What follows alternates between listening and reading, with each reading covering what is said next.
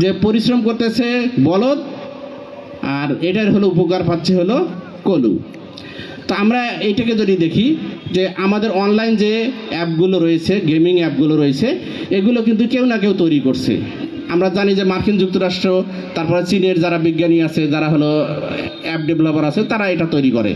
এরা তৈরি করে তারা সারা বিশ্বে ছড়িয়ে দিয়েছে। এখন কি করে যে এই অ্যাপগুলো খেলে আমরা টাকা বাজি ধরি, এই টাকাগুলো কোথায় চলে যায়? আমেরিকায় চলে যাচ্ছে, চীনে চলে যাচ্ছে। আর আমরা কি হয়ে গেছি? তাদের ইনকামের একটা উৎস হয়ে গেছি। এই কলু হলো আমেরিকা, চীন সহ অন্যান্য দেশ, যারা হলো ওই অ্যাপগুলো তৈরি করছে। আর আমরা হলাম বলদ, যারা হলো আমাদের দেশের টাকা আমরা হলো সেখানে ইনভেস্ট করতেছি। কিভাবে?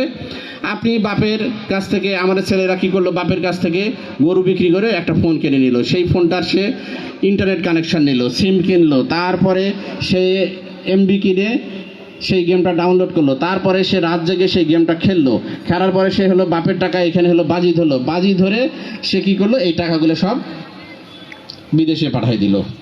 এই যে আমাদের দেশ থেকে এভাবে কোটি কোটি ডলার তারা হলো নিয়ে যাচ্ছে, আর আমরা কলুর বলদের মতো তাদের এই চক্করে পড়ে আমাদের দেশ, সমাজ এবং রাষ্ট্র ব্যবস্থাকে ধ্বংস করতেছি।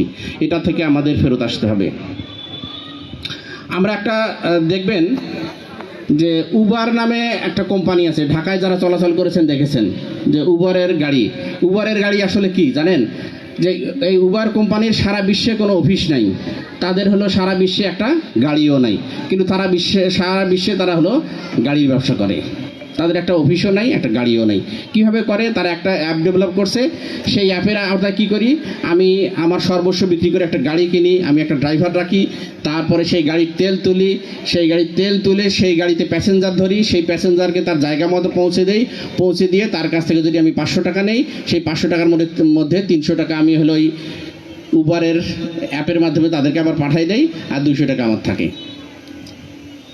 কোনো কিছু না, তাদের কোনো কিছু নাই, শুধুমাত্র একটা অ্যাপ ডেভেলপ করছে, এর মাধ্যমে তারা আমাদের উপার্জনের একটা বড় অংশ নিয়ে যাচ্ছে। এইটাই হলো সেই কলুর বলদের মতো বলদ হয়ে আমরা তাদের সব ইনকামের সোর্স হয়ে যাচ্ছি। তো আমাদের তরুণ প্রজন্মের কাছে অনুরোধ, আমরা যেন এই সমস্ত যে মাদক, জুয়া, এগুলো থেকে দূরে সরে থাকি। আজকে গত কয়েকদিন আগে আপনারা দেখেছেন যে রংপুরে 4টি মার্ডার হয়েছে। এটার কারণ কিন্তু ওই মাদক। আমাদের এখানে একজন কলেজ শিক্ষক মারা গিয়েছে লালমনিরহাটে, তারও কিন্তু কারণটা হলো এই মাদক। সমাজের যত ধরনের সমস্যা তৈরি হচ্ছে, অপরাধ তৈরি হচ্ছে, সবগুলোর কারণ কিন্তু এই মাদক এবং জুয়া। তো এটা থেকে যদি আমরা আমাদের তরুণ প্রজন্মকে ফিরিয়ে নিয়ে আসতে না পারি, তাহলে সামনে কিন্তু আমাদের কঠিন সময় অপেক্ষা করছে। আমরা হয়তো আজকে গার্জিয়ান, তাদেরকে যদি আমরা নিয়ন্ত্রণ করতে না পারি, তাহলে কালকে কিন্তু এই ছেলেদের হাতেই আমরা কেউ না কেউ মারা যাব, ছেলের হাতেই আমাদের মৃত্যু লেখা থাকবে। তো আমরা সবাই মিলে চেষ্টা করি আলোকিত লালমনিরহাট করার জন্য। 4টি যে সামাজিক অপরাধ আছে, সেই 7টি সামাজিক অপরাধ আমরা সম্মিলিতভাবে সমাজের সকলে মিলে প্রতিরোধ করব, আর এর মাধ্যমে আমরা একটা আলোকিত লালমনিরহাট গড়ে তুলব।